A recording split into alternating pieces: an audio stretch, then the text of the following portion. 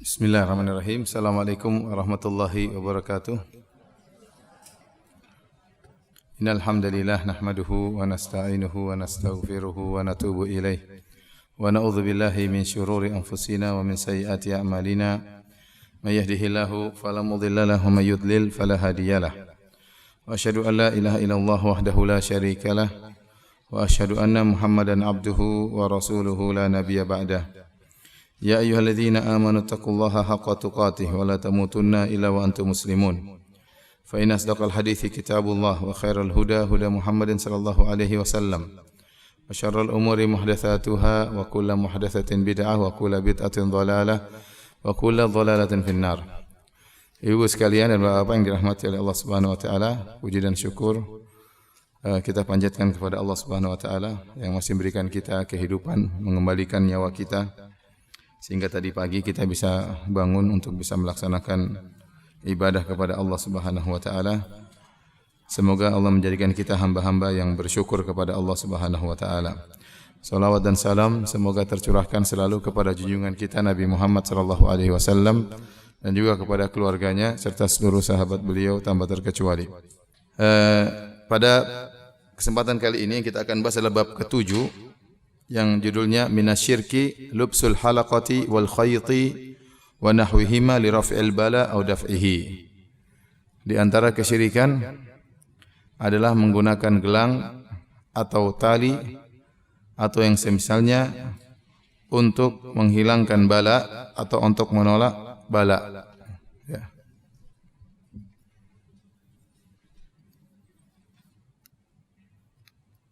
Tes. Jadi babnya minasyirki lubsul halaqah atau al-khayt li raf'il bala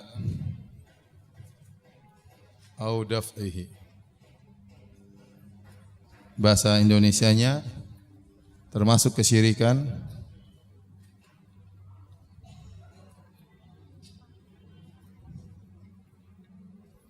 menggunakan lubsu artinya memakai ini artinya gelang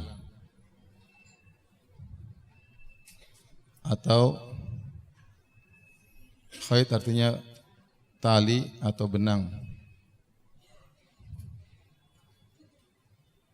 untuk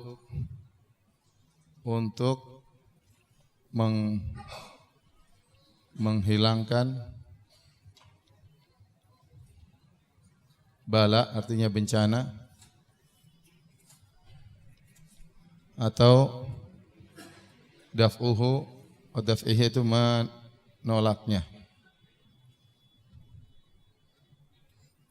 Perhatikan di sini, ini judul yang ditulis oleh Syekh Muhammad Abdul Wahab, termasuk kesyirikan memakai gelang atau tali atau benang untuk menghilangkan bencana atau untuk menolaknya.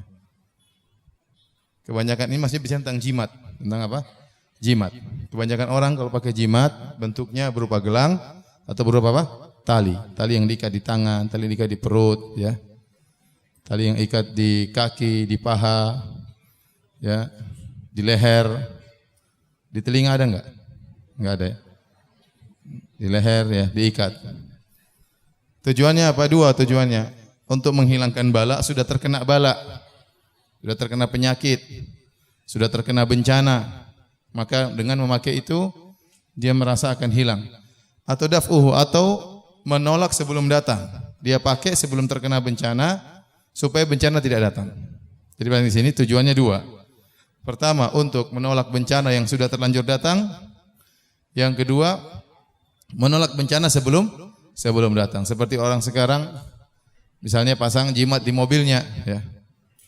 Pasang jimat di mobilnya supaya tidak terkena apa-apa, atau dia pasang jimat di tunggangannya. Kalau zaman dahulu mereka pasang jimat di onta, di kuda, supaya tidak terkena ain, tidak terkena hasad misalnya, tidak terkena penyakit, ya. di rumah mereka pasang rajah-rajah misalnya, mereka gantungkan supaya tidak terkena kebakaran, terkena musibah dan yang lainnya. Ini pembahasan tentang masalah jimat ya. Tujuannya adalah untuk menolak bala yang sudah datang atau untuk menghindarkan bala yang akan datang. Paham insyaallah? Paham tidak?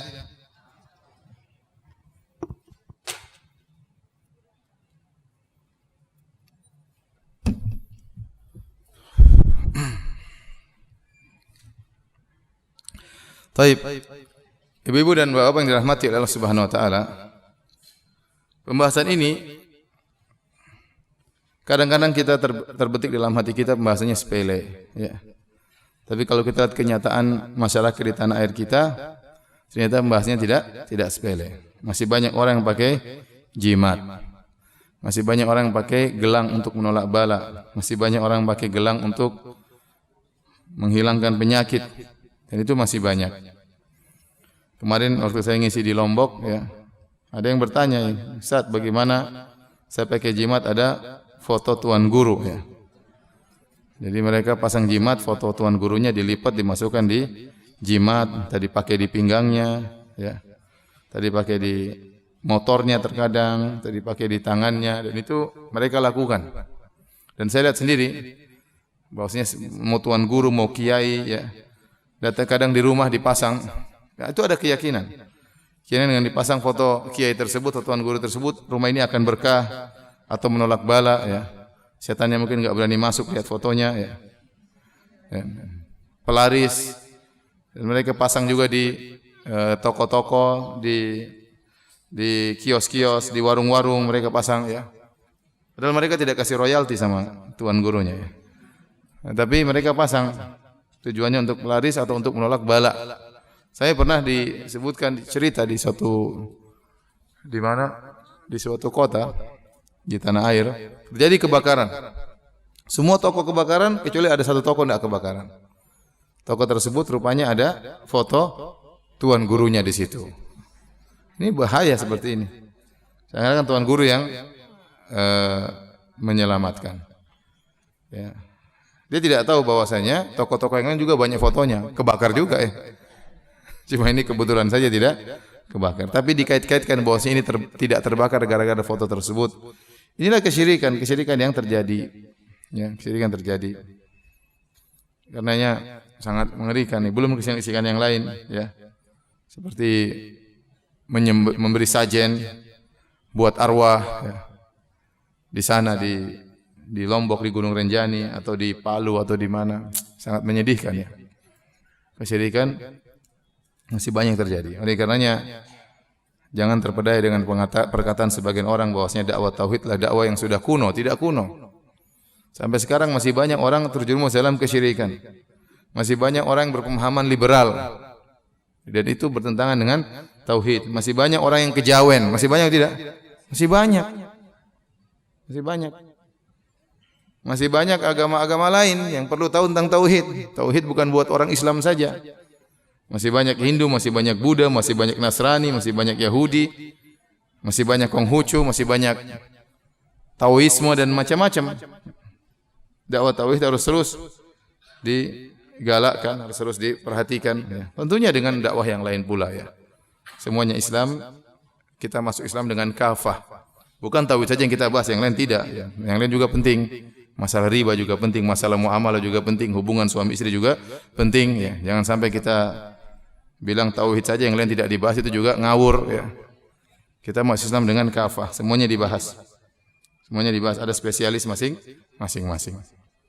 Tapi yang kita tidak suka tatkala sebagian orang kemudian menganggap remeh masalah tauhid. Menyimpang dalam tauhid masih banyak. Masih ada Syiah, masih ada Jahmiyah, masih ada Mu'tazilah, masih ada Khawarij, masih ada takfiri, masih banyak. Maka pembahasan tauhid tetap perlu untuk kita perhatikan masalah akidah, ya. Lagi saya dengar kemarin di YouTube ada seorang pujangga atau budayawan, ya, yang kemudian bela sajen-sajen. Katanya, sajen apa masalahnya, katanya. Sajen enggak apa-apa. Subhanallah. Itu yang bilang syirik-syirik suuzon saja. Gimana suuzon? Yang jelas sajen taruh buat ruh, sajen taruh buat dewa, jelas kok. Syirik itu. Dia gampangkan masalah syirik. Ini budaya, ini Nusantara, ini apa. Kacau semua. Ya.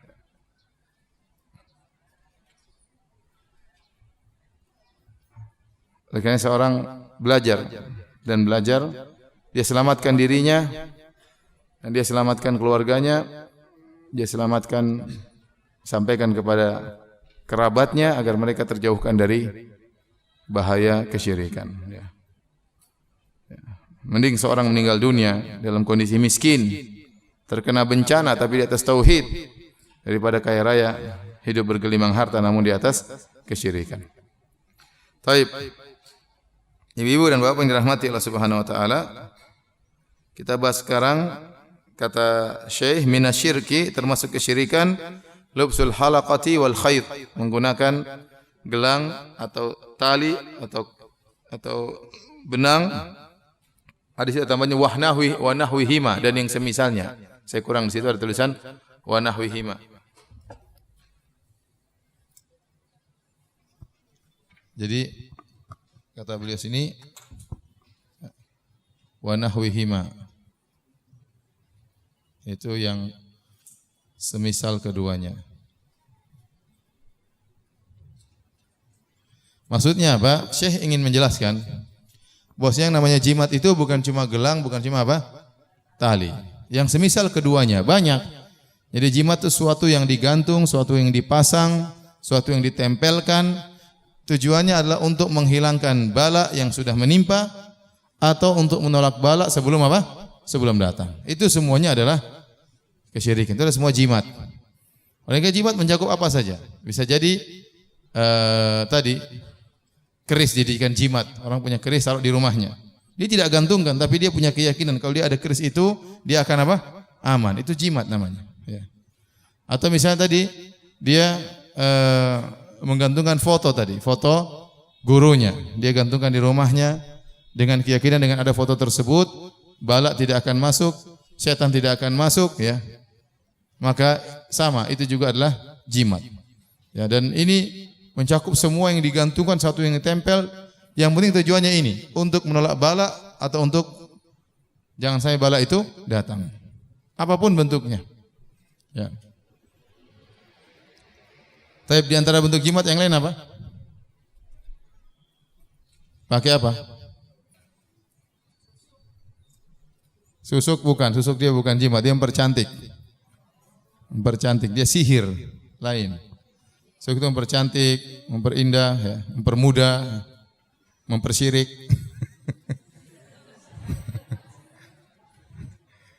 Ada lagi jimat yang lain apa? Kadang-kadang orang dulu, kalau saya masih kecil, anak-anak dulu, kawan-kawan dulu main apa? Main judi. Supaya menang, harus pakai jimat. Jimatnya apa? Saya masih kecil dulu, masih kecil di Papua. Ya. Di Papua pun ada jimat ya. Maka kita cari, saya juga ikut cari ya. Cari apa? Cari cicak yang ekornya 2. Ini tuh jarang ya, ada cicak mungkin ekornya terpotong, tumbuh lagi, jadi 2. Cari kita di mana mau dapat cicak ekor 2 kita bunuh. Kita ambil ekornya, kita keringkan, kita bungkus jadikan apa? Jimat. Tetap aja kalah. Syiriknya kurang ya. Apalagi? Ya. Banyak orang jimat-jimat macam-macam. Ya. Ya. Semua pokoknya yang dipakai, yang digantungkan, yang diikatkan, ditempelkan, tujuannya untuk menolak bala yang sudah ya, mengangkat bala yang sudah datang atau menolak bala supaya tidak datang, maka itu adalah bagian daripada kesyirikan. Jadi tidak terbatas pada gelang maupun apa? Maupun benang. Sesuatu yang dia bawa meskipun bukan gelang, yang dia anggap sebagai menolak bala. Saya tadi katakan keris, dia bawa keris, dia punya keyakinan. Kalau dia pakai keris ini dia akan selamat. Dia pakai keris ini setan tidak akan menggoda. Itulah jimat. Itulah jimat. Tidak harus dia gantungkan. Tidak harus dia tempelkan, dia bawa apapun, ya, dia merasa itu bisa menolong dia, bisa menjauhkan dia daripada gangguan, maka itu jimat. Taib. Termasuk kesyirikan. Kesyirikan sini maksudnya apa? Syirik besar atau syirik kecil? Syirik sini siapa? Syirik besar atau kecil?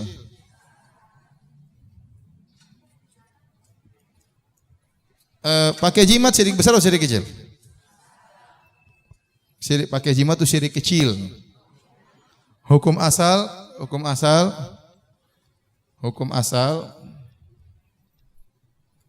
jimat adalah apa? Syirik kecil.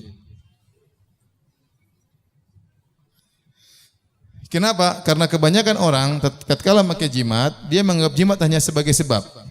Ya, yaitu syirik kecil yaitu menganggap jimat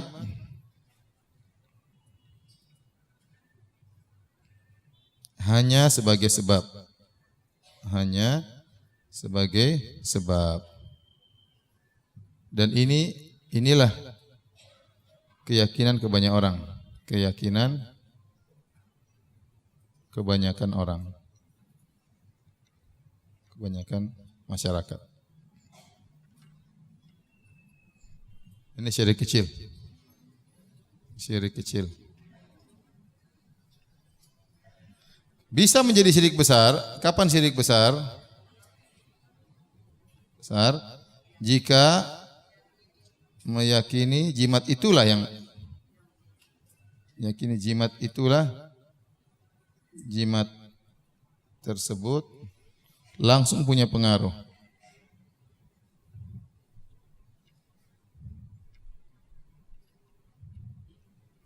Bukan hanya sebagai sebab.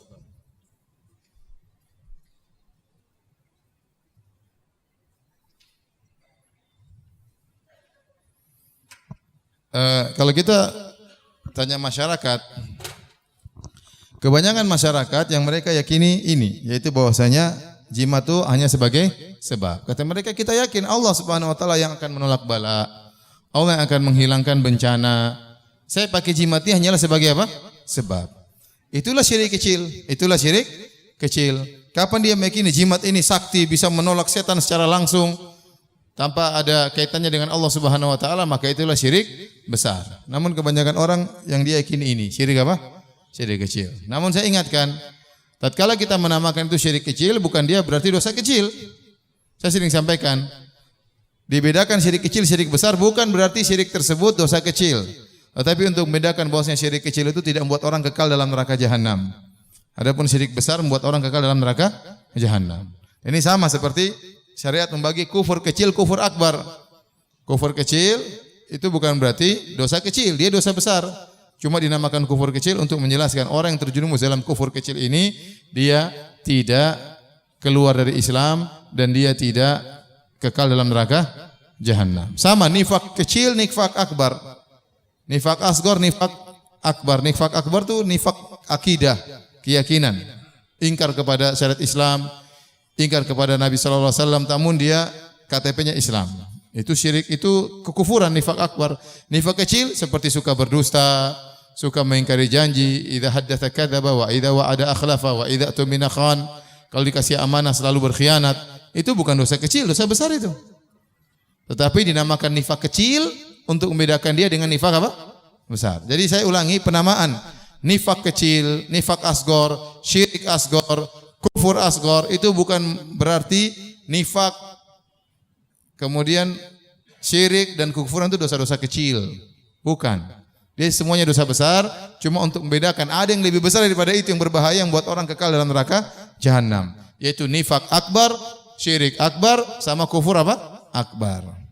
Nah, jimat ini dosa bukan dosa kecil, dia dosa besar, tetapi dia termasuk syirik apa? Kecil. Paham tidak ibu-ibu?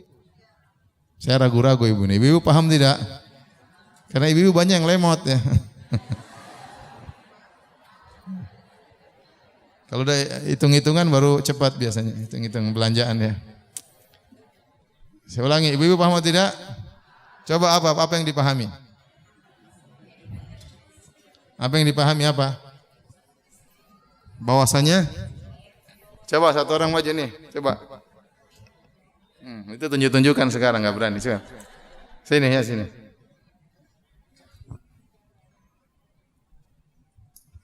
Nanti bulan depan sudah ini bulanan kan?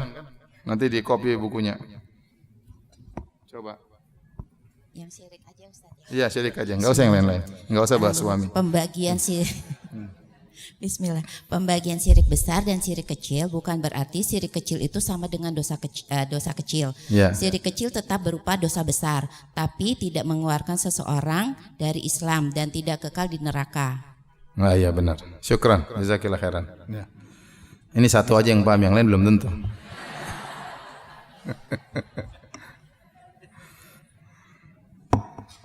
Tayyib.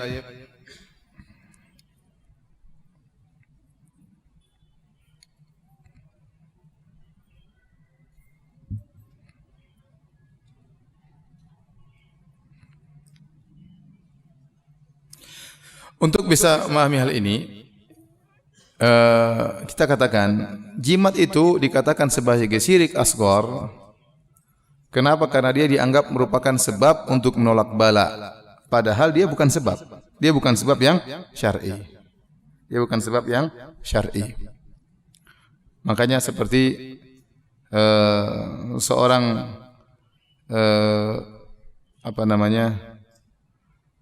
melakukan hal-hal yang bukan merupakan sebab syar'i, dianggap sebagai sebab, itu bisa terjumus dalam syirik asghar.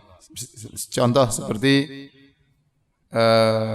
menganggap angka 13 angka sial, itu sebab. Dia menganggap 13 sebab untuk apa? Kesialan. Padahal Allah tidak pernah menjadikan 13 merupakan sebab kesialan. Itu syirik asghar. Contohnya seperti itu.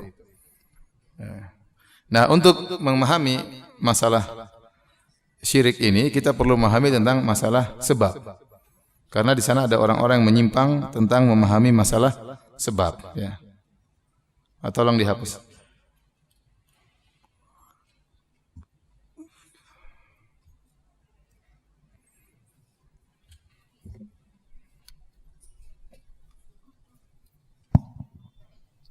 Baik, ibu-ibu dan bapak yang dirahmati Allah Subhanahu wa taala.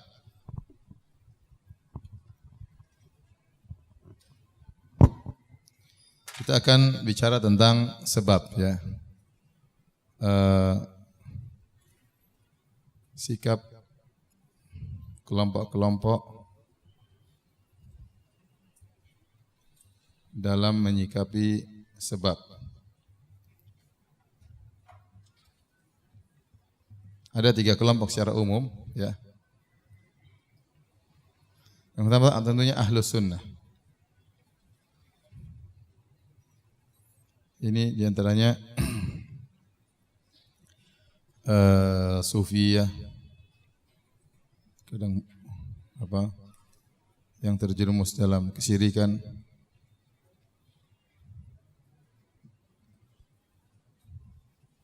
atau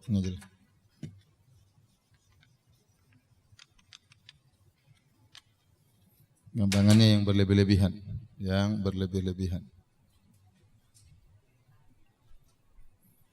Yang ketiga, penolak sebab.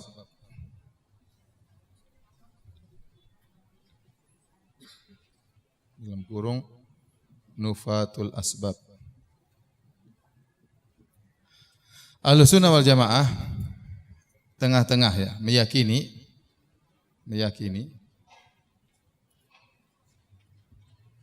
adanya sebab. Pertama, adanya sebab yang menimbulkan akibat.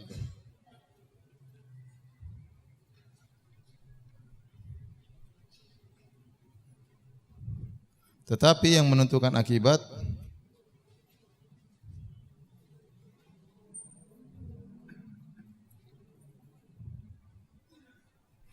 adalah siapa? Adalah Allah. Sebab dan akibat diciptakan dan ditentukan oleh Allah.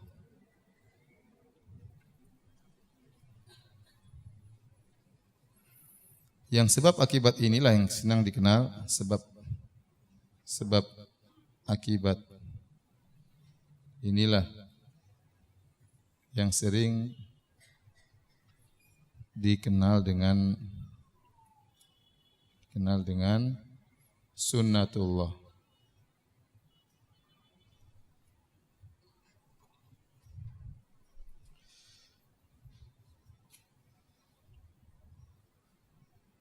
Karena Sebab dan akibat.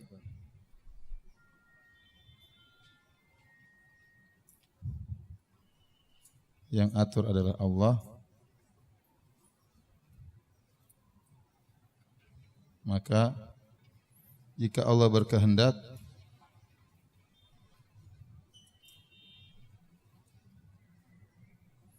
bisa dirubah oleh Allah.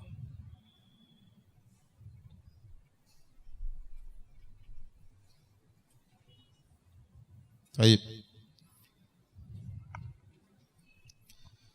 Kita dalam kurung ini sebab punya pengaruh.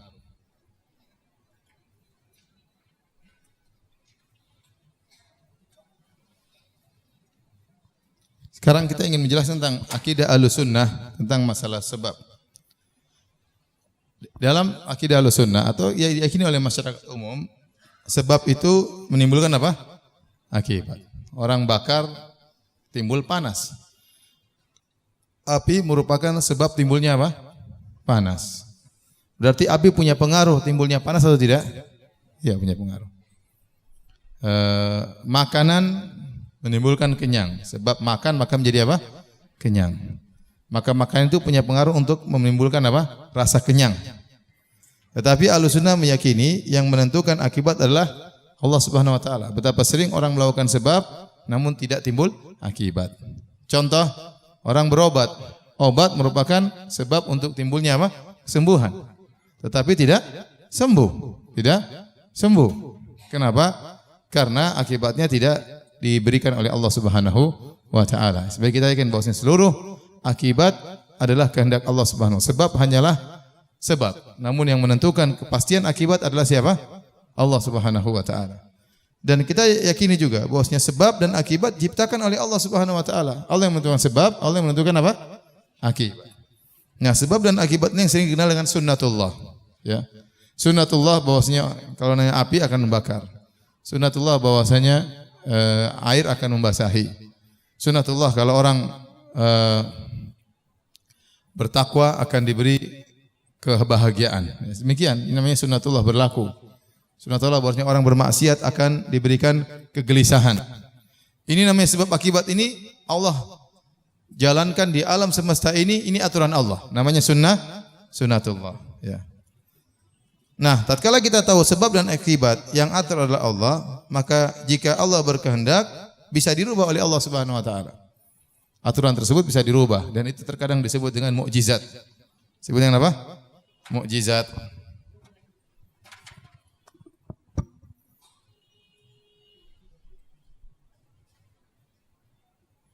Contoh sederhana, api fungsinya membakar.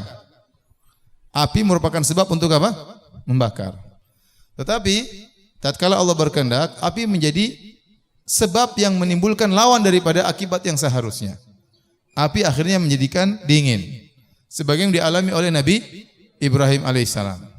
Waktu Nabi Ibrahim diikat kemudian dilemparkan ke dalam lautan api, api harusnya membakar. Sunnatullahnya api itu apa? Membakar atau tidak? Membakar. Seandainya Allah, maka Allah perintahkan setelah itu, ya naru kuni bardan wa salaman ala Ibrahim. Wahai api, jadilah kau dingin dan penuh keselamatan untuk Ibrahim. Sampai Allah sebutkan dua. Jadilah kau dingin dan penuh keselamatan. Kalau dingin bisa jadi api yang harusnya panas jadi dingin sekali sehingga Nabi Ibrahim tidak selamat. Bayangkan api yang tadinya buat panas bisa jadi sangat dingin sehingga saking kedinginan Nabi Ibrahim tidak selamat. Alaihissalam. Maka Allah kumpulkan dua. Jadilah kau dingin dan keselamatan bagi apa? Ibrahim. Ini yang bisa kita ambil dari kisah ini. Perhatikan ibu. Tadi Nabi Ibrahim bilang apa? Ya naru, wahai api. Apa? Dinginlah dan keselamatan bagi siapa? Ibrahim alaihissalam. Bagi Ibrahim alaihissalam. Ini faedah yang bisa kita ambil. Pertama, asalnya api apa? Api membakar. Sesuai dengan sunnatullah. Sunnatullah atau teori Sebab akibat, ya. Paham atau tidak? Seandainya. Terus yang kedua. Lalu Allah perintah api untuk berubah atau keluar dari sunnatullah, keluar dari aturan yang semestinya, yang biasanya. Bahkan api menimbulkan sesuatu yang sangat dingin.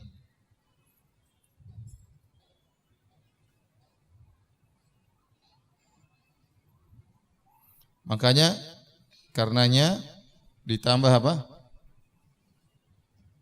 Tambah keselamatan. Keselamatan.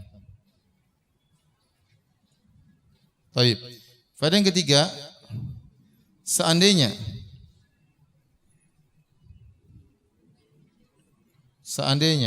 Allah tidak perintah, maka api apa? Api membakar. Maka api akan membakar. Berarti api itu sebab untuk apa? Membakar. Paham ini? Paham tidak? Ibu-ibu lemot atau paham? Tatkala Allah berfirman, wahai api dinginlah engkau dan jadilah keselamatan bagi Ibrahim. Ada berapa yang bisa kita ambil? Kita mengatakan asalnya api membakar. Sesuai dengan sunnatullah, teori sebab akibat. Paham? Kita lihat yang faedah ketiga. Seandainya Allah tidak perintah, maka api akan apa? Membakar. Berarti api punya pengaruh atau tidak? Berarti api itu berpengaruh. Api berpengaruh untuk membakar. Ini kenapa saya perlu tekan ini? Karena kita akan bantah orang-orang Asy'ariyah. Antum harus pahami dulu sebentar dengan baik.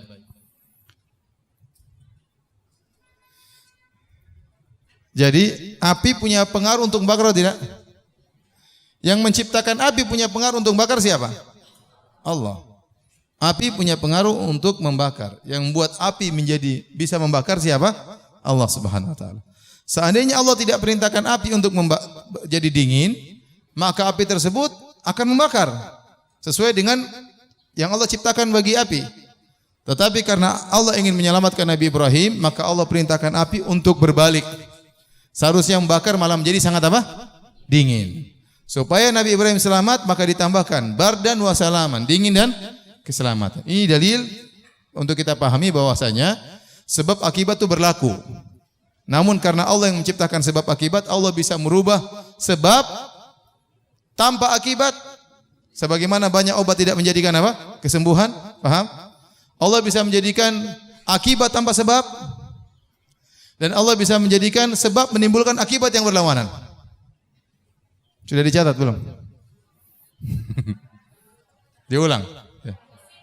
Pusing? Kenapa? Kenapa? Oh, tidak fokus. Fokusnya kemana tadi? Ulang. Oh, kameranya nggak fokus. Memang tidak ada di sini memang. Ini baru dibicarain. Belum ditulis. Biasanya ininya besar kok. Ya, kenapa kecil sekarang? Yang begini. Oh. Sudah Ibu, saya ulangi. Saya ulangi.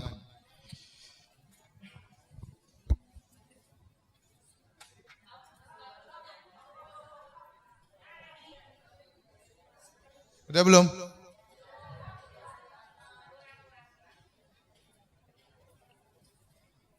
Perhatikan sini.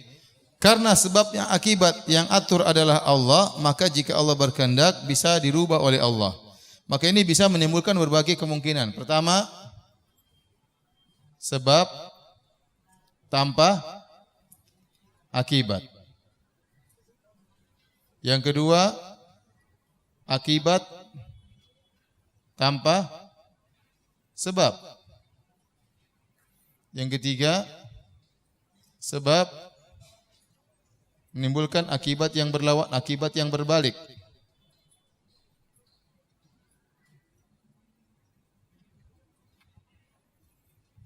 Yang ini terkadang disebut dengan apa? Mukjizat semua ini. Mukjizat itu berarti apa? Perubahan sunatullah.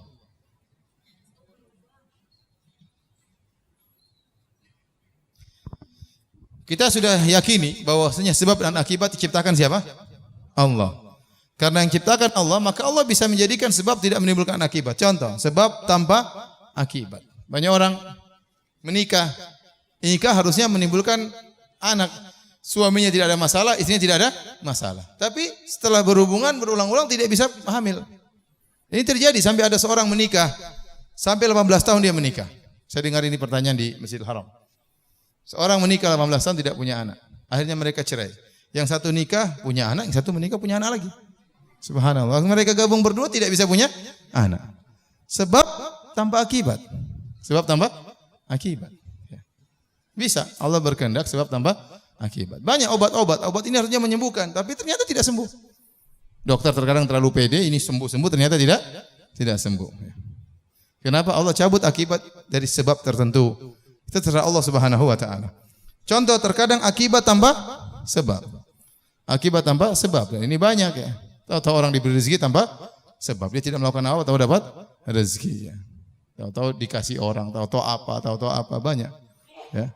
Contoh Nabi Adam alaihissalam lahir diciptakan tanpa ayah dan ibu. Contoh Nabi Isa alaihissalam lahir tanpa sebab adanya pernikahan. Ada akibat Allah ciptakan tanpa apa?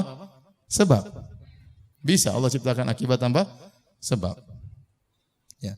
Contoh lagi seperti Nabi Musa alaihissalam. Kata Allah Subhanahu wa taala, "Wa idz qultum ya Musa" Ya, wa idz istasqa Musa liqaumihi faqulna idrib bi asakal hajar. Famfajarat minhu 12 ayna. Qad alima kullu unasin mashrabahum. Kulu washrabu min rizqillahi wa la ta'thaw fil ardi mufsidin. Dalam surat Al-Baqarah.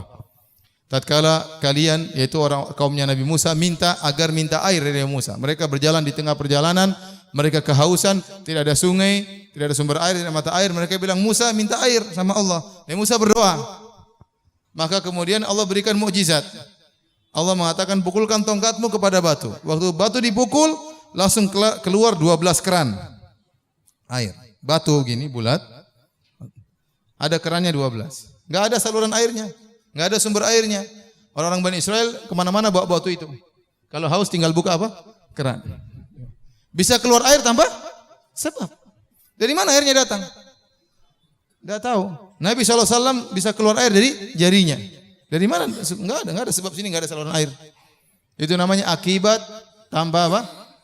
Sebab. Akibat tanpa sebab. Karena Allah itu namanya mukjizat. Sama seperti sebab justru membuat akibat yang berbalik. Sebab membuat akibat yang berbalik. Contohnya tadi api. Api harusnya membakar, Allah berkehendak menimbulkan sebab yang terbalik, justru membuat apa? Dingin. Dan ini merupakan bukti bahwasanya ada yang mengatur alam semesta. Tatkala dia mengatur alam semesta, dia bisa merubah alam semesta tersebut. Makanya waktu Nabi Ibrahim alaihissalam berdebat sama orang yang mengaku Tuhan Raja Namrud, ya, alam taro ila alladhi hajja Ibrahim fi rabbih an atahu Allahul mulk. Idz qala Ibrahim rabbi alladhi yuhyi wa yumit. Qala ana uhyi wa umit. Qala Ibrahim fa inna Allah ya'ti bisyamsi minal masyriq fa'ti biha minal maghrib fabuhita alladhi kafar. Kata Allah, tidakkah engkau lihat tatkala Nabi Ibrahim berdialog dengan orang yang mengaku sebagai Tuhan. Ya. Kata Ibrahim, Rabbku menghidupkan dan mematikan. Kata orang ini, saya juga bisa menghidupkan dan mematikan. Wih, bukan cuma Tuhanmu, saya juga bisa menghidupkan dan mematikan. Kalau kau punya Tuhan, saya juga Tuhan. Mana buktinya menghidupkan matikan? Kata dia, gampang. Dia panggil 2 orang yang di penjara, dua-duanya divonis mati. Yang satu kata dia, saya bebaskan, berarti saya hidupkan dia, enggak jadi mati. Ya. Yang satu saya matiin. Ini Raja Bahlul, Tuhan kok Bahlul? Bukan begitu maksudnya. Maksudnya orang sudah mati dihidupin. Ya. Tapi karena dia Bahlul, ya, dia bilang nih 2 orang, saya sudah vonis mati. Yang satu saya bebaskan, berarti saya hidupkan. Harusnya mati, jadi hidup. Yang satunya saya tetap vonis mati. susah berdebat dengan orang bahlul. Akhirnya Nabi Ibrahim sudah, fa innallaha ya'ti bisyamsi minal masyriq. Sungguhnya Tuhanku Allah mendatangkan matahari dari timur. Dia mengatur alam semesta ini. Fa'ti biha minal maghrib. Kalau kau memang Tuhan, kau bisa rubah sunnatullah. Kau bisa rubah teori sebab akibat. Kau bisa rubah yang harusnya matahari dari timur sekarang dari barat. Fabuhita alladzi kafar. Maka orang kafir ini terdiam. Allah mampu enggak merubah matahari dari barat ke timur? Mampu, karena Dia yang menciptakan seluruh sebab dan akibat. Dan itu akan terjadi pada hari kiamat kelak. Ya. Inilah akidah Ahlussunnah tentang masalah sebab akibat. Tolong dicatat. Sudah dicatat belum? Sudah semua siap dihapus? Hah? Boleh dihapus? Catat dulu, catat dulu.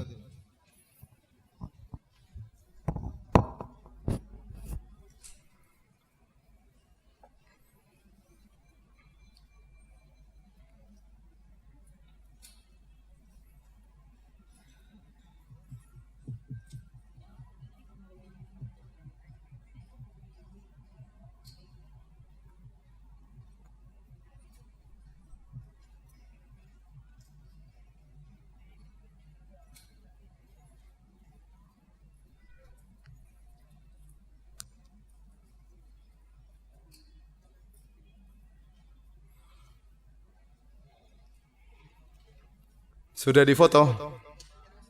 Sudah ya? Satu orang foto di-share. Ya, jangan cuma share masakan dan minuman dan dompet dan sepatu ya. Share juga pengajian ya. Ibu bukan suka share itu. Share tas.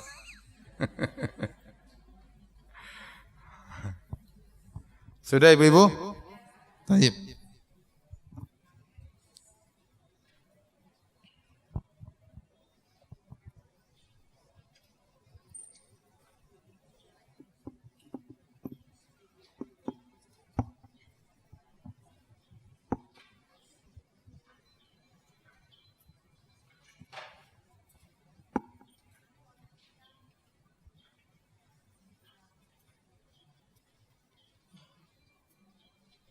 Ini biasanya ada plastiknya biasanya. Enggak, sudah ya? Sudah.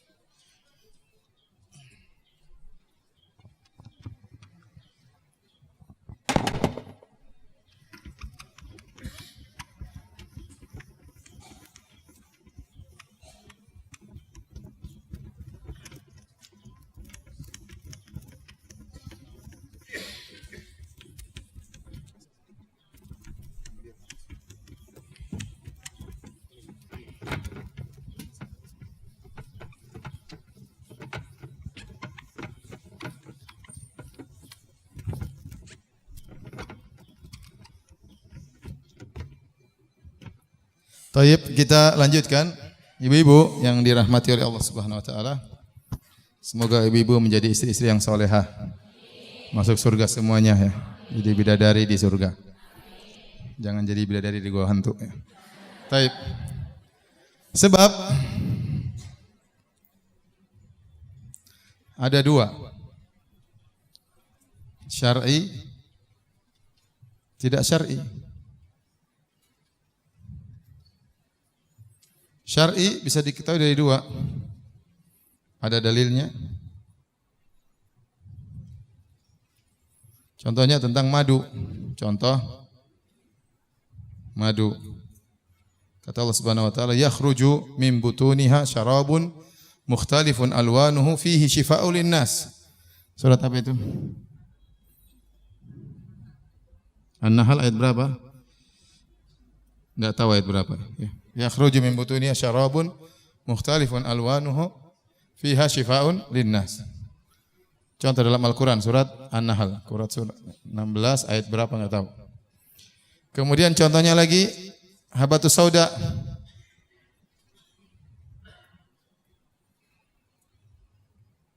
Habatus sauda shifaa'un likulli da, obat bagi siapa? Penyakit. Ini dalil bahwasanya madu dan habatus sauda adalah sebab untuk obat. Dalilnya kita tahu secara syar'i ada dalilnya. Yang kedua dengan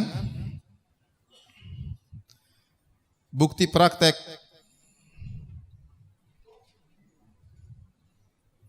Contoh nasi bikin gemuk. Ini jelasin. Orang kalau makan nasi terus lama-lama jadi apa? Gemuk ya. Enggak usah dipakai dalil, enggak usah pakai dalil. Buktikan aja inti makan lama-lama jadi apa? Gemuk. Ini syaratnya, sebabnya harus zahir. Ya. Syaratnya harus kasat mata apa? Mata dan ilmiah. Ya. Tidak syar'i bisa dua. Pertama, dilarang dalam syariat.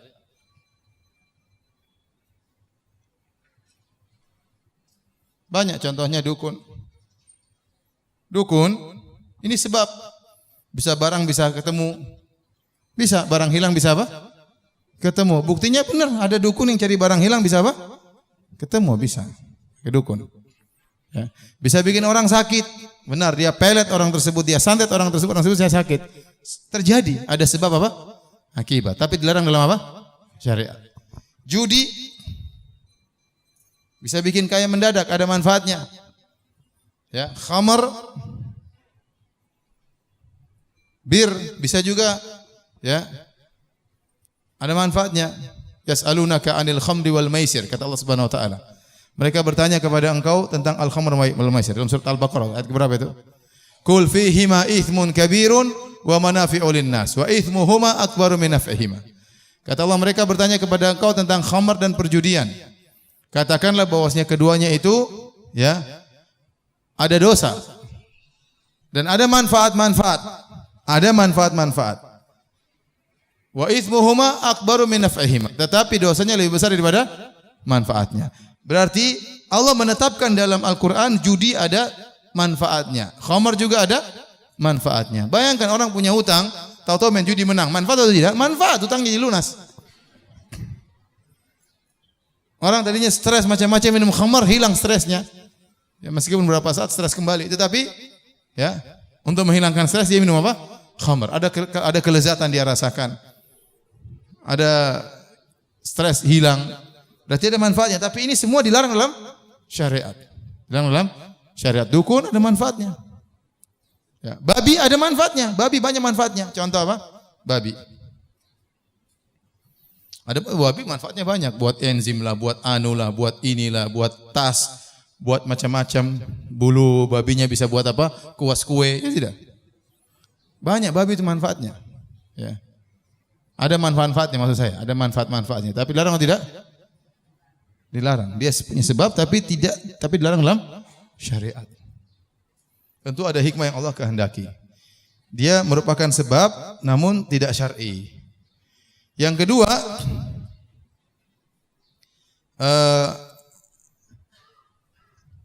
hanya waham, prasangka.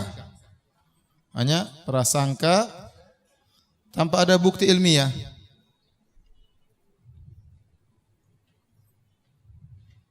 Ilmiah yang kasat mata. Ini juga tidak syar'i. Contoh seperti tadi seperti angka 13 sebab apa? Sebab sial, contoh 13 angka sial. Ini semua kata orang iya tapi ini enggak bisa dibuktikan. Ini tidak bisa, ini tidak benar dan dilarang dalam syariat. Contoh feng shui itu apa? Ya. Feng shui. Sui ngerokok. Feng shui ya. Apa lagi?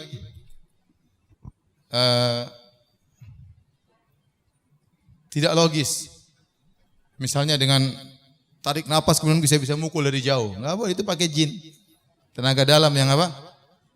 Dari jauh kemudian bisa narik orang sudah curi barang tarik.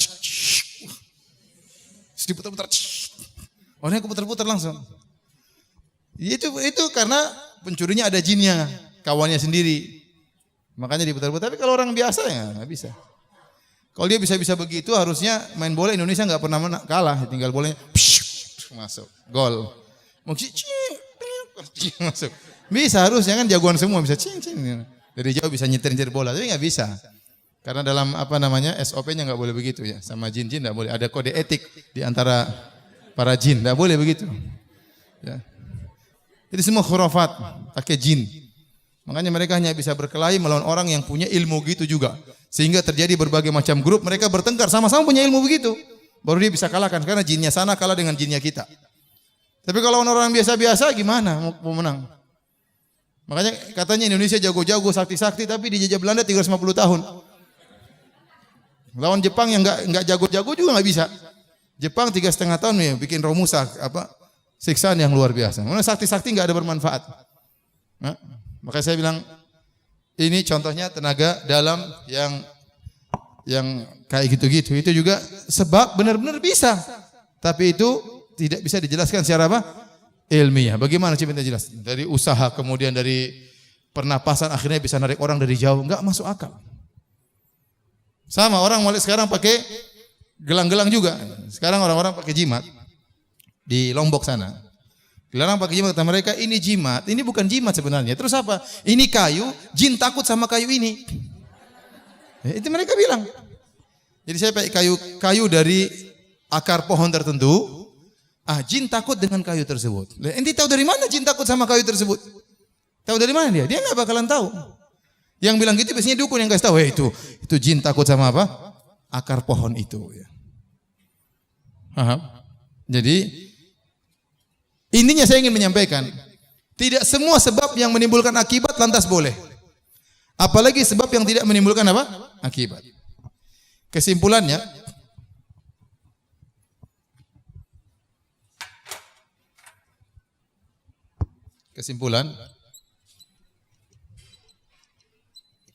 tidak semua sebab yang menimbulkan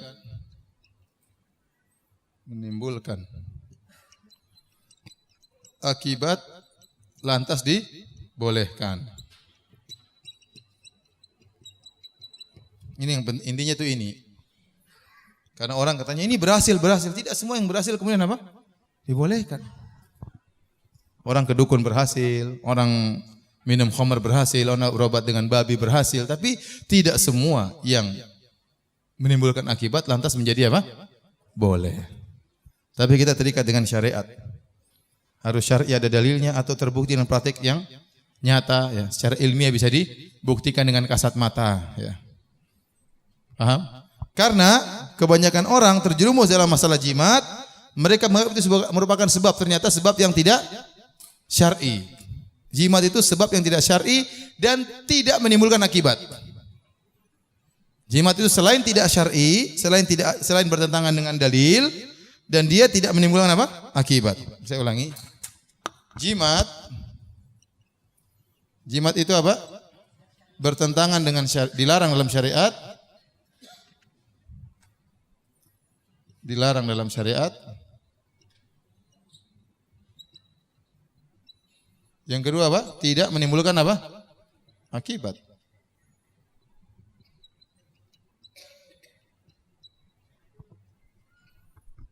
Apa hubungannya? Cicak ekor 2 kemudian menang dalam judi. Enggak ada hubungannya. Dan itu sudah dibuktikan oleh kawan-kawan, tetap aja kalah ya.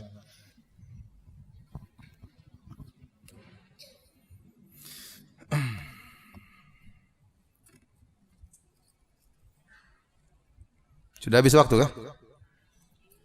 Belum.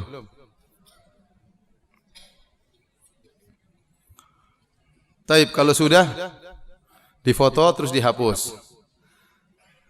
Hapus, tunggu, difoto dulu.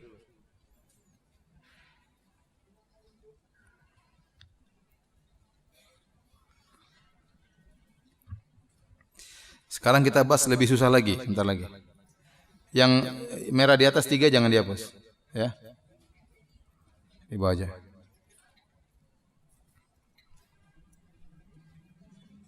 Bapak-bapak maju sedikit biar yang di belakang bisa. Lagi pula sudah mau selesai.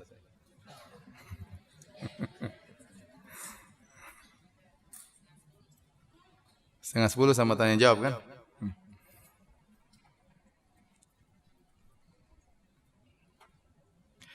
Taib.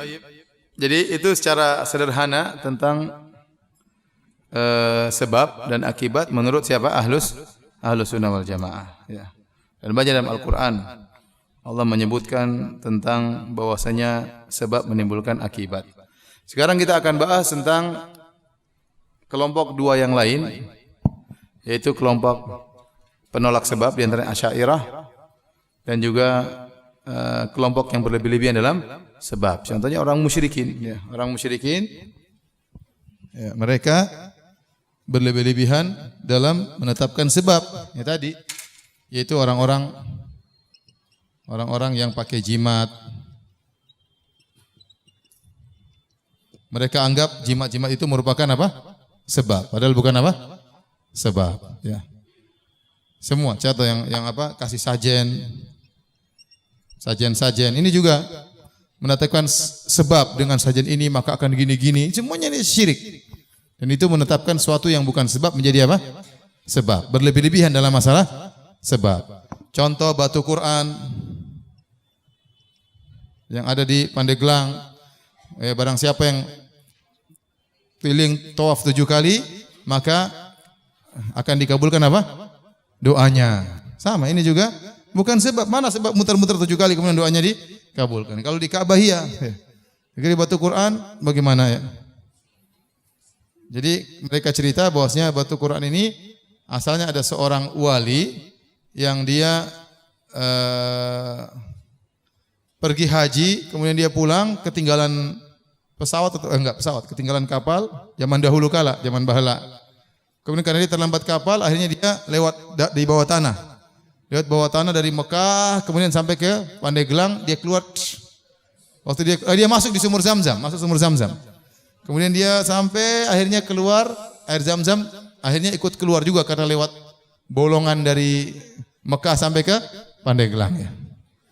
Air Zamzam ikut keluar. Ini saya berdasarkan cerita sebagai seorang ustaz di sana. Dia ada yang meyakini demikian. Waktu air Zamzam itu keluar, khawatir air Zamzam di Mekah surut, akhirnya dia tutup pakai Quran. Pakai Quran tersebut akhirnya berubah menjadi batu, namanya batu Quran. Akhirnya mereka yakini kalau putar 7 kali, akhirnya bisa dikabulkan doanya. Contoh ini berlebih-lebihan. Gimana kemudian orang putar jadi doa dikabulkan ya. Ini semua khurafat ya. Ini khurafat. Dan banyak seperti ini ya. Ini berlebih-lebihan dalam menentukan sebab. Dalam menetapkan sebab.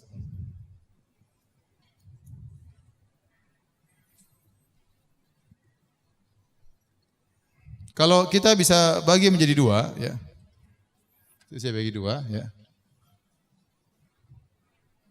Yang pertama mungkin kita katakan tadi orang-orang yang melakukan kesyirikan.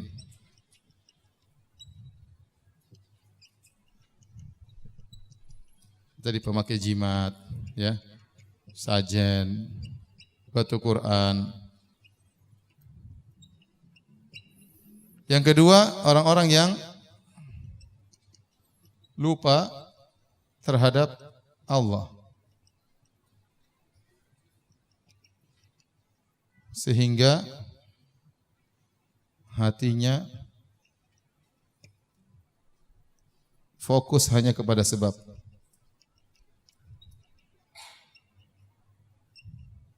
Dia lupa bahwasanya yang menentukan akibat adalah siapa? Allah. Seperti tadi orang yang yakin dengan dokter. Yakin kalau dokter itulah yang menyembuhkan.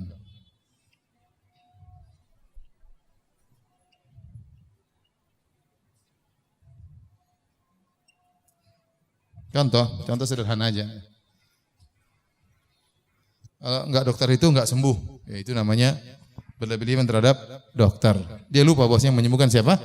Allah Subhanahu wa taala. Baik, ini insyaallah dipahami. Sekarang menolak sebab. Ini adalah kaum Jabariyah. Kaum Jabariyah.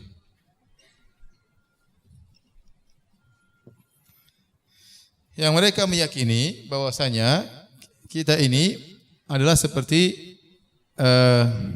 daun yang ditiup oleh angin, tidak bisa memiliki kemampuan apa-apa, Tidak bisa membeli pengaruh apa-apa, dia hanya berjalan sesuai dengan alur angin tersebut. Seperti apa?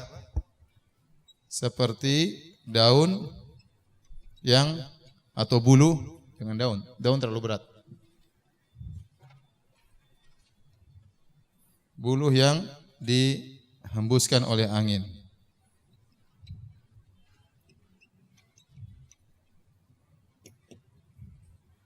Tidak punya pengaruh apapun, pun hanya ikut angin, hanya ikut angin.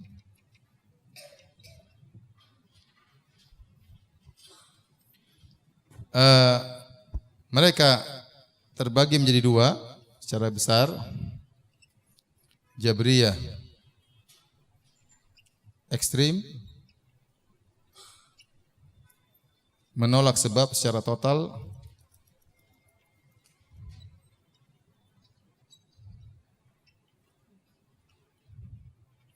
kemudian Jabriyah Asy'ariyah, ya, menetapkan sebab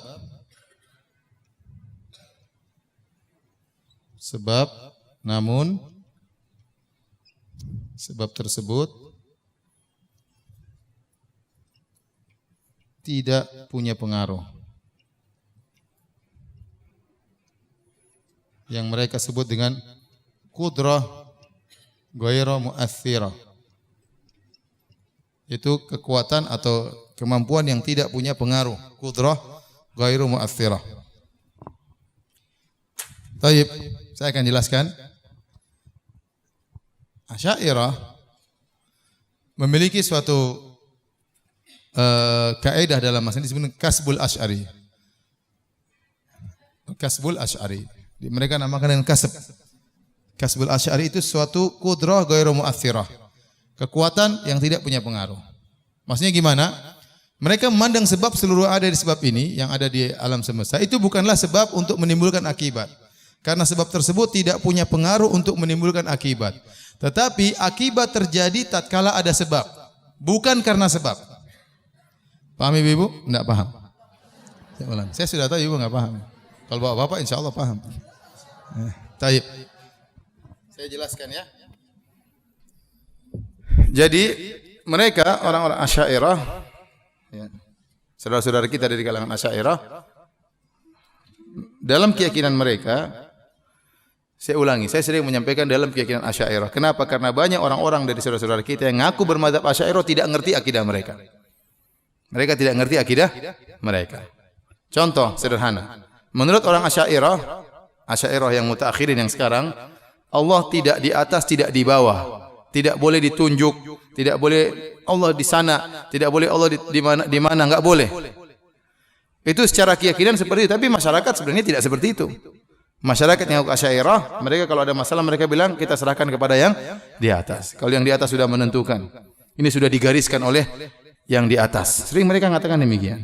Kalau mereka berdoa apa? Ke atas. Ini dalil bahwasanya mereka tidak ngerti akidah mereka. Padahal kalau menurut akidah Asy'ariyah enggak boleh kita tunjuk, enggak boleh. Kalau kita tunjuk berarti Allah ada satu pada arah. Sehingga ini tidak boleh menurut mereka. Contoh lagi mereka tidak ngerti akidah mereka. Akidah Asy'ariyah bahwasanya Al-Qur'an yang kita baca itu makhluk. Itu akidah mereka. Bukan firman Allah Subhanahu wa taala. Tapi masyarakat secara umum meyakini yang kita baca itu firman Allah. Meskipun mereka ngaku Asy'ariyah. Padahal akidah mereka ngawur, menyimpang dalam hal ini. Ini menyimpang dalam hal ini. Makanya waktu saya sempat beredar viral sebagian video saya dan saya bantah bentuk berupa tulisan. Ya, mereka juga mungkin kaget ternyata ulama Asy'ariyah menganggap Al-Qur'an yang kita baca ini apa? Makhluk, bukan firman Allah. Itu berbahaya, itu akidah yang sangat menyimpang. Namun banyak orang Asy'ariyah tidak ngerti. Di antaranya masalah ini, masalah sebab dan akibat. Menurut orang-orang Asy'ariyah, namanya sebab itu bukanlah menimbulkan akibat, tetapi sebab itu, akibat itu muncul tatkala ada sebab, bukan karena sebab. Saya ulangi, akibat itu muncul tatkala ada sebab, bukan karena sebab. Contohnya apa? Contohnya musim dingin di bulan Desember. Bulan Desember bukan merupakan sebab munculnya musim dingin, tapi musim dingin munculnya tatkala bulan Desember. Paham di sini? Paham? Aduh, hang. Saya ulangi. Mereka menganggap tidak ada sebab yang menimbulkan akibat. Sebab itu ada, tapi hanya sekedar kiasan. Sebab itu ada, tapi dia ghairu mu'athirah, tidak menimbulkan akibat. Tidak punya pengaruh, tetap akan adanya akibat. Tetapi sebab itu hanya alamat, tanda munculnya akibat, bukan sebab untuk menimbulkan akibat. Contoh, kapan musim dingin, musim salju, misalnya bulan apa? Desember. Nah, bulan Desember itu bukan sebab munculnya salju, tetapi musim salju terjadi di bulan Desember. Nah, bulan Desember itu namanya sebab menurut mereka, bukan sumber timbulnya salju. Paham? Contohnya pelangi. Pelangi itu tanda adanya apa?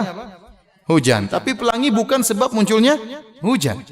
Hujan itu muncul tatkala ada pelangi, atau pelangi muncul tatkala ada hujan. Jadi pelangi itu sebab, namun bukan akibat menimbulkan apa? Hujan. Tetapi hanya sekedar tanda. Itu menurut mereka.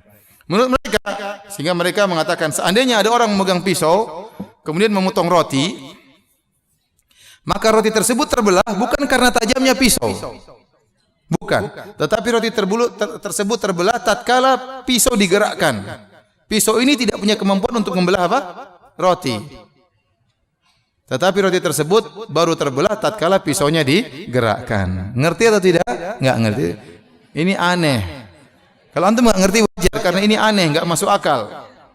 Oleh karenanya, ulama mereka bernama Al-Juwaini dalam kitabnya An-Nizamiyah, dia membantah habis Asy'ariyah. Dia seorang Asy'ari yang mengkritiki masalah ini.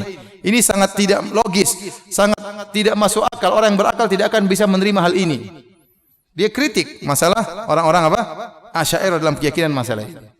Ya. Karena enggak logis ya. Kalau kita meyakini gampang, pisau sebab untuk merobek, api sebab untuk apa? Membakar. Nah, kenapa mereka punya keyakinan seperti ini? Karena mereka ingin bertauhid.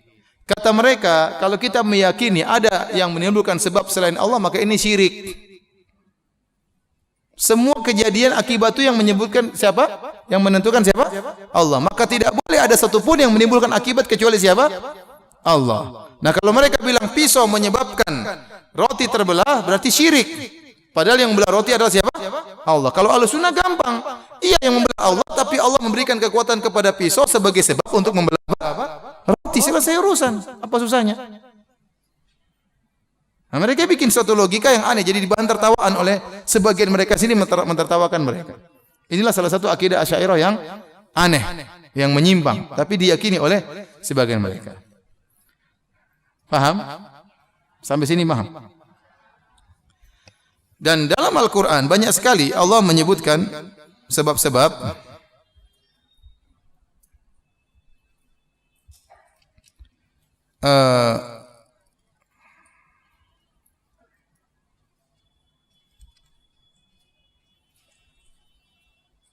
contoh kata Allah tentang sebab dan akibat. Kata Allah, "Wa may yattaqillaha yaj'al lahu makhraja." Barang siapa bertakwa, Allah kasih dia solusi. Berarti takwa merupakan sumber apa? Solusi. Wa yarzuqu min haitsu la yahtasib. Maka Allah akan berikan rezeki dari arah yang tidak sangka-sangka. Kalau dia bertakwa, berarti takwa sebab timbulnya rezeki dari arah yang tidak sangka-sangka. Contoh, zina merupakan sebab cambuk. Kata Allah, "Az-zaniyatu waz-zani fajlidu." Pezina lelaki maupun pezina wanita, maka cambuklah. Kalimat maka itu merupakan hubungan sebab dan akibat. Karena dia berzina maka dicambuk. Allah menentukan sebab akibat. Contoh, kulu washrabu hani'an bima aslaftum fil ayyamil khaliyah. Ada kalimat ba, sebab. Makan dan minumlah kalian di surga bima, karena amal soleh kalian tatkala di dunia. Berarti mau surga, makan enak di surga itu dengan sebab amal soleh di dunia. Kata Allah, bima, karena amalan kalian tatkala di dunia. Allah menyebut tentang neraka apa? Tentang penghuni surga, ya.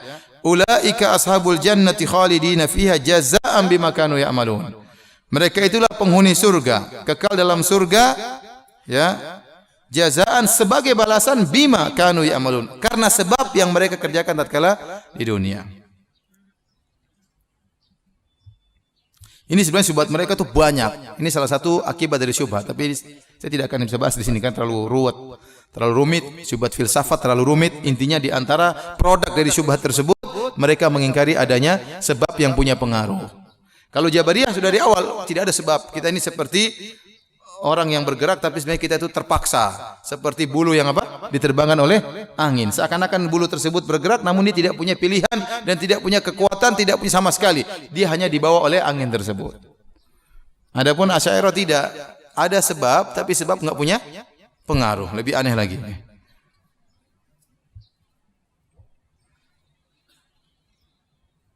Kenapa mereka tadi menolak sebab? Karena mereka takut terjerumus dalam syirik. Kata mereka, kalau ada yang memberi pengaruh selain Allah, maka itu syirik. Anehnya, saya ingin sampaikan, ternyata yang memakai jimat-jimat ini banyak dari kalangan Asy'ariyah, yang ngaku Asy'ariyah, ya. Yang mereka sudah ngaji tapi di atas mazhab Asy'ariyah, ternyata mereka yang sering pakai jimat. Seharusnya orang kalau berpemahaman Asy'ariyah tidak boleh pakai jimat, karena mereka tahu jimat tidak ada sebab. Harusnya mereka semakin tawakalnya tinggi kepada Allah. Terus ngapain pakai jimat kalau begitu? Saya ulangi. Seharusnya orang bermadzhab Asy'ariyah sangat anti terhadap jimat. Kenapa sangat anti? Bapak-bapak, kenapa sangat anti? Saya ulangi, seharusnya orang berpemahaman Asy'ariyah harusnya sangat anti kepada jimat. Kenapa? Bapak-bapak juga lemot ya. Kenapa? Ada yang bisa jawab? Hah? Bapak-bapak? Enggak enak sama ibu-ibu. Ibu-ibu kenapa? Harusnya Asy'ariyah menolak jimat, kenapa? Karena mereka menolak sebab sebagai akibat. Nah, kalau sebab tidak bisa akibat, ngapain ente pakai jimat? Harusnya ente tidak pakai jimat. Namun ini dalil bahwasanya mereka tidak paham tentang akidah mereka, sehingga banyak di antaranya pakai jimat.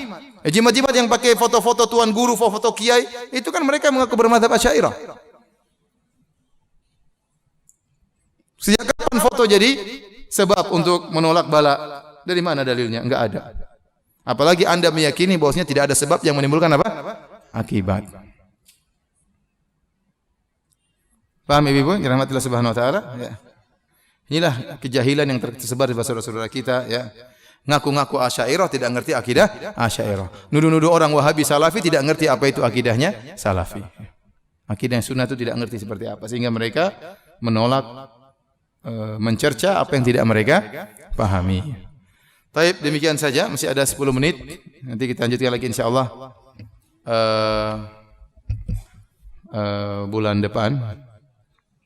Kalau mungkin ya. Nanti di kopi bukunya, ya. Ada yang pegang jilid 2? Ada yang punya jilid 2? Enggak ada sama sekali. Nanti insyaallah Kemal yang atur ya. Baik. Kalau ada yang bertanya saya persilahkan. Apa? HP. Sama kabelnya sekali. Silakan yang bertanya.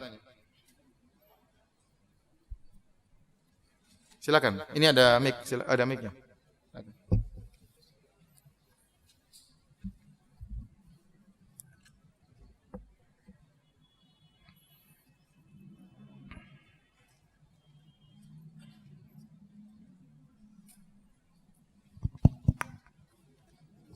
Bismillah. Ustadz, Assalamualaikum warahmatullahi wabarakatuh.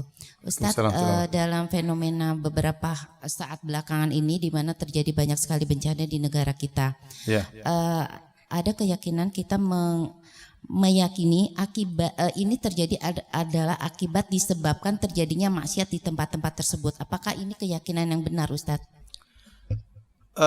Secara umum bahwasanya musibah terjadi karena dua hal. Bisa jadi karena dosa yang dilakukan, bisa jadi dalam rangka untuk mengangkat derajat.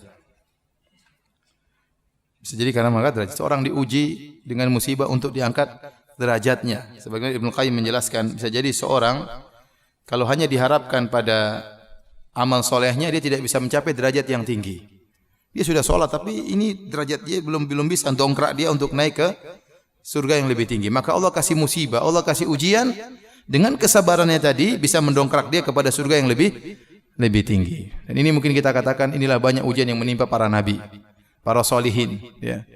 Kalau kita baca orang yang paling banyak ujiannya adalah para anbiya. Waktu Nabi ditanya, man asyadun nasi balaan, siapa orang yang paling banyak ujiannya? Maka Nabi berkata, al-anbiya, orang paling banyak ujiannya orang para nabi.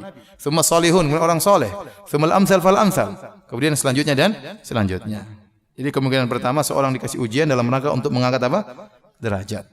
Kemungkinan kedua, dan itu yang mungkin banyak terjadi karena musibah-musibah, karena dosa-dosa yang dilakukan. Kata Allah, "Zaharal fasadu fil barri wal bahri bima kasabat aydin nas liyudhiqahum ba'dha alladhi amilu la'allahum yarji'un." Telah nampak kerusakan di atas muka bumi dan di daratan, ya. Bima kasabat aydin nas, akibat ulah perbuatan manusia, ya. Liyudhiqahum ba'dha alladhi amilu, Allah melakukan demikian, Allah ciptakan kerusakan tersebut agar mereka merasakan sebagian dari akibat yang mereka lakukan, la'allahum yarji'un, semoga mereka sadar, ya. Ma asaba min musibatin fabima kasabat aydikum wa ya'fu an katsir. Banyak musibah yang tidak ada satu musibah pun yang menimpa kalian kecuali akibat ulah kalian, dan Allah mengampuni banyak kesalahan kalian. Seandainya setiap maksiat kita lakukan ada musibahnya, kita akan binasa. Seandainya setiap kita maksiat kita ada musibahnya, kita akan binasa. Kita aja untuk menjaga mata saja susah di zaman sekarang ini. Kalau setiap kita ngelihat yang haram, kepala kita kejedut keluar darah, udah mati kita di jalan. Tetapi tidak, kata Allah, wa ya'fu an katsir. Banyak yang Allah ampuni, tapi Allah kasih teguran-teguran supaya orang itu apa? Sadar. Ya. Saya alhamdulillah ya, kita lihat saudara-saudara kita tatkala di Lombok, ya, musibah menimpa mereka, gempa, tapi alhamdulillah mereka bisa kembali kepada Allah Subhanahu wa taala. Mereka tegar. Saya kemarin ke sana, ya meskipun rumah mereka runtuh rata dengan tanah, tapi mereka tetap sholat, anak tetap sekolah, ada dibuat musola sementara, masjid sementara. Masya Allah. Jadi mereka tegar menghadapi semua. Mereka tidak lari dari kampung mereka, mereka tetap tegar di situ, ya. Ya, dan mereka butuh bantuan. Dan saya bilang ini musibah yang mungkin mengangkat derajat mereka, ya. Adapun mereka punya andil dalam timbul musibah, ya mungkin aja ada. Kita nggak bisa nuduh ini nuduh anu, tapi kita katakan, kalau kita ini para nabi, kita para solehin, mungkin untuk angkat derajat, tapi kita bukan nabi dan juga para solehin. Kemungkinan kedua bahwasanya kita ini terkena musibah karena dosa-dosa kita lebih kuat. Tetapi tatkala kita yang seorang, karena saya mau diangkat derajat, emang ente siapa? Ente nabi, ente solehin, ya. Dosa ente banyak, dosa kita banyak. Ibu-ibu dosanya banyak, udah banyak, ya. Banyak, itu ngaku banyak, ya. Bapak-bapak juga banyak, ya. Akhirnya kalau kita kena musibah ya wajar, kita tidak bisa jaga pandangan, kita nggak bisa menjaga pendengaran, kita nggak bisa menjaga lisan, kita nggak bisa jaga komentar, gatal komentar sana komentar sini, kita nyebarin berita hoax, kita nuduh yang tidak, ya. Banyak hal, ya. Kita suudzon, kita ini, kita anu, ya, ibadah belum beres, ya. Jadi kalau terkena musibah itu wajar. Tapi yang paling penting bagaimana kita menghadapi musibah tersebut. Makanya kalau ada orang sakit kita bilang apa? Tahur insyaallah. Doanya apa? Tahur insyaallah. Tahur itu artinya apa? Semoga kau disucikan dari dosa-dosamu. Makanya dia mengatakan la tasubbul humma. Jangan kau mencela humma. Itu demam, karena demam itu bisa mengulangi dosa-dosa. Ya. Ya, terkadang orang doa, Ustaz semoga sehat selalu. Saya juga tidak ingin sehat selalu, ya. Sekali-sekali saya juga tidak ingin sakit selalu, tidak, ya. Ya, tapi terkadang Allah kasih kita sakit untuk menegur kita. Ya. La tasubbul humma. Jangan kalian mencela demam, karena demam itu bisa mengurangi apa? Dosa-dosa. Jadi kalau ada keyakinan bahwasanya musibah menimpa, ya, karena sebagian dosa-dosa, itu benar. Tapi bukan berarti orang tidak terkena musibah lebih afdal daripada yang terkena musibah. Ya. Betapa banyak orang dikasih istidraj. Sanastadrijuhum min haitsu la ya'lamun. Kami biarkan mereka, tapi mereka sadari. Nanti Allah, ya, siksa mereka di akhirat. Ke dalam hadis kata Nabi sallallahu alaihi wasallam, "Idza arada Allah bi 'abdihi khairan ajjala lahu al-uqubata fid dunya. Wa idza arada bi 'abdihi syarran amsaka anhu hatta yuwaffiya bihi yaumil qiyamah." Jika Allah menghendaki kebaikan bagi seorang hamba, Allah segerakan hukumannya di dunia. Jika Allah menghendaki keburukan bagi seorang hamba, Allah tunda hukumannya dan Allah akan balas di akhirat kelak secara sempurna. Ya. Jadi kita bilang, belum tentu dosa-dosa di Jakarta lebih ringan daripada dosa-dosa di Lombok atau di Palu, belum tentu. Kita tidak tahu kenapa tidak ada musibah Jakarta. Ada sebab, mungkin ada orang yang berdakwah, mungkin ada orang yang berdoa, mungkin ada hal-hal yang Allah sehingga tidak jadi musibah, ya. Bukan berarti orang terkena musibah lebih buruk daripada kita, tetapi musibah terjadi peringatan bagi kita. Karena secara umum tidaklah musibah turun, apalagi bencana yang luar biasa, kecuali karena ada dosa-dosa dan kesalahan. Ya. Dosa-dosa dan kesalahan. Dan kita lihat, dengar berbagai macam berita, ini karena begini, ini karena begini, ada karena begini. Ya. Ya, kita hanya bisa berdoa semoga saudara-saudara kita tatkala terkena musibah menjadi apa?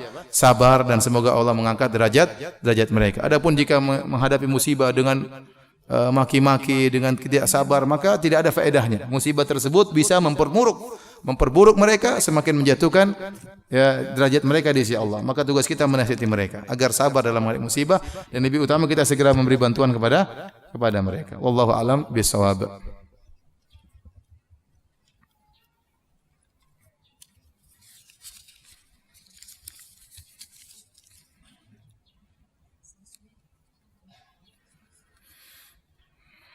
Di sekolah anak saya, kami orang tua membuat program setiap tahun, yaitu 10 orang tua siswa dari kelas 1 sampai kelas 6 menyumbang seikhlasnya, yang nantinya dijadikan satu untuk memberangkatkan seorang guru untuk umrah. Dipilih berdasarkan masa waktu terlama mengajar atau senior, dengan catatan kalau yang dapat tahun itu adalah guru perempuan, kami mengingatkan bahwa ia harus berangkat umrahnya dengan mahramnya. Jika ia ternyata tetap bersikeras pergi umrah tanpa mahram, apakah kami sebagai orang tua yang ikut menyumbang berdosa juga, atau sudah gugur karena kami sudah berperan sebelum memberikan hadiah, berpesan sebelum memberikan hadiah umrahnya. Saya bilang lebih baik dibuat persyaratan tatkala ingin mengumpulkan sumbangan, ya. Buat persyaratan, ya. Bukan sekedar anjuran tapi persyaratan bahwasanya yang bisa untuk umrah adalah yang laki-laki atau seorang wanita dengan apa? Mahramnya, seperti itu. Dibuat persyaratan sehingga dia tidak bisa menolak persyaratan tersebut. Kalau kita buat persyaratan dari awal bahwasanya uang ini dikumpulkan dengan begini, maka selesai urusan, dia tidak bisa memaksakan dirinya. Tapi kalau seandainya tadi terjadi, ternyata sudah terjadi dan dia terpaksa untuk dia tetap ngeyel untuk umrah, kita enggak ada masalah insyaallah ya. Kita tidak setuju dengan hal tersebut ya. Dan semoga Allah ampuni orang ini, terutama kalau dia sudah tua dan kemudian dia umur dengan rombongan yang banyak ya. Ini perkaranya lebih ringan daripada kemudian masih muda, kemudian berangkat sendirian, ini lebih berat.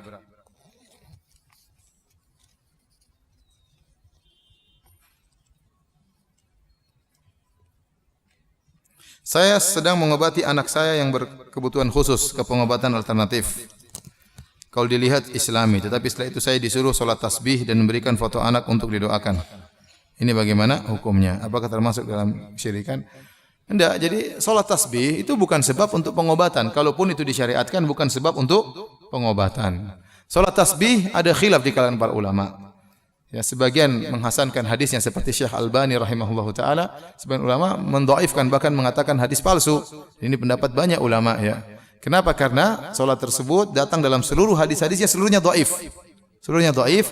Namun sebagian ulama mengangkat hadis tersebut menjadi hasan karena ini dhaif yang banyak, dengan jalan yang banyak akhirnya terangkat menjadi derajat hasan. Namun sebagian ulama berpandangan lain, ini dhaif semua, maka ini hadis yang batil, tidak benar ya.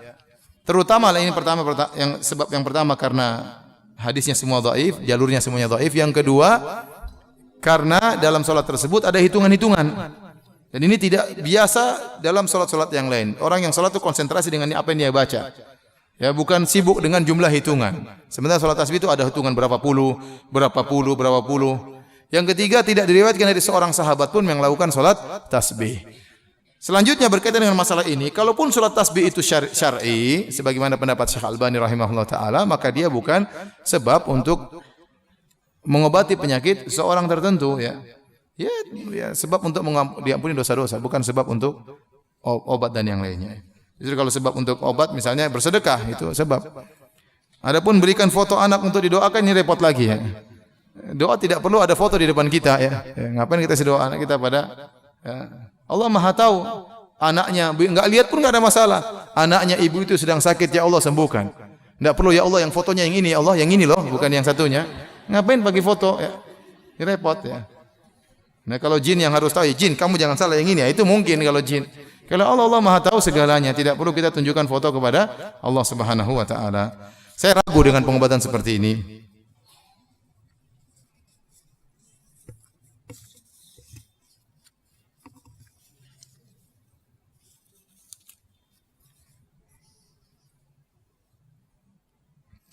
Bagaimana jika kita membeli gelang-gelang batu untuk diberikan kepada orang lain sebagai oleh-oleh? Kalau itu gelang hiasan bagi para wanita, enggak ada masalah. Yang ini tidak diyakini macam-macam. Ya, wanita gelang mutiara, gelang batu, gelang kerikil, gelang tali, gelang terserah. Orang sekarang ada gelang rumput, macam-macam orang sekarang. Itu hiasan bagi wanita, enggak ada masalah. Wanita memang untuk berhias ya. Tapi jangan sampai diyakini ini rumput dari Papua loh. Ini Papua nih. Ini begini-begini. Nah, itu bahaya kalau begitu. Nanti punya keyakinan-keyakinan tertentu ya.